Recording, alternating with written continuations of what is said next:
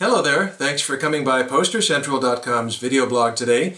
I'm Pete Howard, and here's a vintage, authentic Janis Joplin concert poster after she had left Big Brother and the Holding Company. It's from 1969, and it's at Duke University in Durham, North Carolina. And interestingly, it is all red and pink, with a lot of course white mixed in.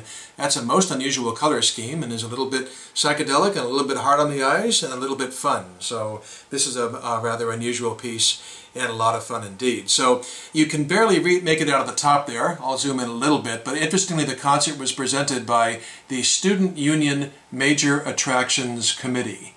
So that's kind of fun to have that up the top. And this represents Janis' solo show from the winter, of course, of 68-69, March 1st, just a couple of months, really, into her 2-year solo career.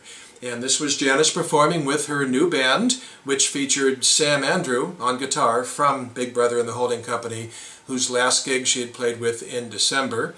And so that's sort of a holdover from BBHC, which is kind of fun. But interestingly, they weren't known yet as the Cosmic Blues Band. They would get that moniker much later in the year after they released the album of the same title.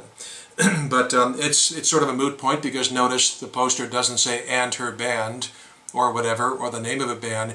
It just says Janis Joplin. But of course it does give the opening act, and that's the James Cotton Blues Band, so that's pretty neat. And as long as I'm write-ins, you wrote in, you can see it says Saturday night, 7 p.m. The year is given on this poster, sort of unusual, 1969. I'd take a wild guess, 1 out of 20 posters actually give the year.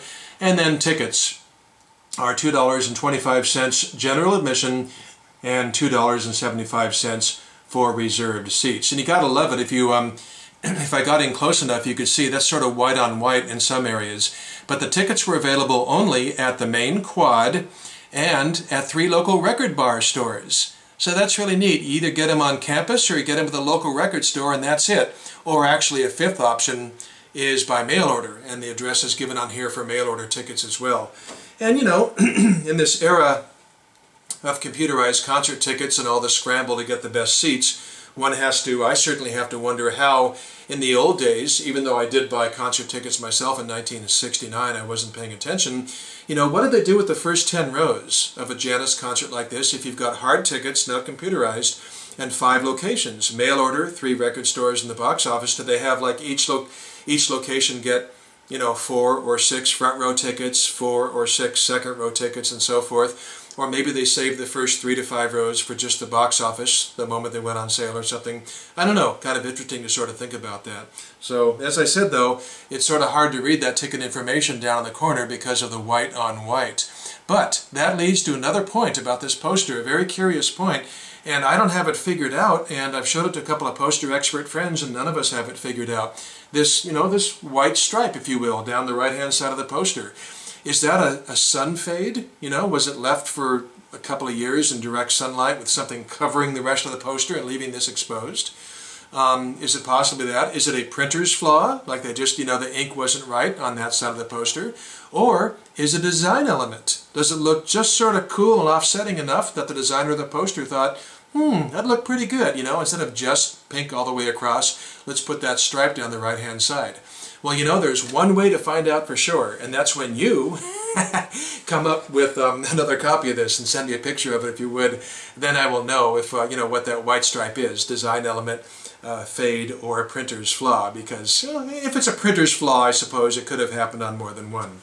So this is, as you can see, on flexible cardstock. Love the old look of these vintage posters, and measures 14 by 22 inches, which was the standard size for telephone posters back in the day. And you know, even though we've mentioned Cosmic Blues and Janis solo and everything, interestingly that Cosmic Blues album wouldn't come out for several more months, really toward the end of 1969.